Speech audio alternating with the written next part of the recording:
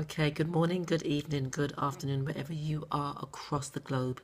Yes, it's a little late, but I felt I needed to share something which has been coming strongly to me over the past few days. And this was born from several experiences I've had this year and from watching certain situations. And I very much believe that there's something called karma. Now, karma to me isn't so much about you did wrong, so you have to get your comeuppance.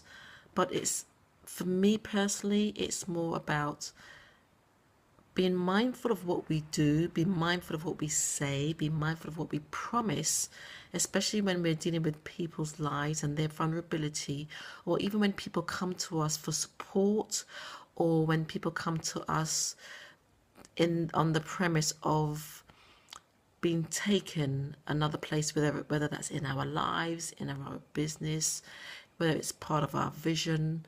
And it's just about being mindful, because there is something called karma. And the thing is, what I realize, a lot of people do a lot of talking, but they cannot often deliver.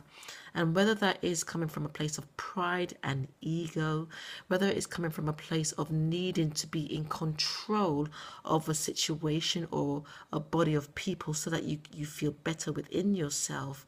But it's also a very dangerous place to operate from, because oftentimes you can encroach on someone's vulnerability.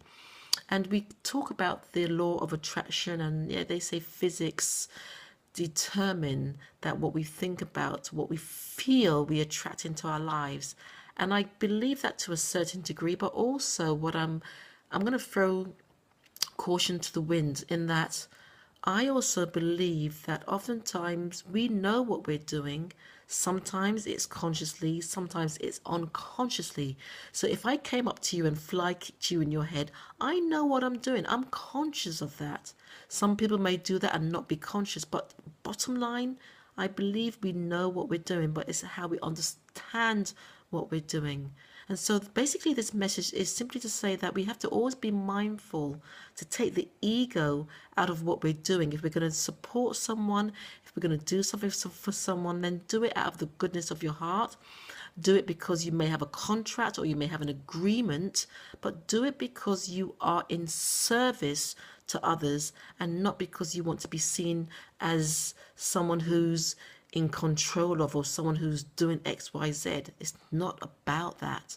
And when we get back to basics, then things can really work for on our behalf and for our behalf on many levels.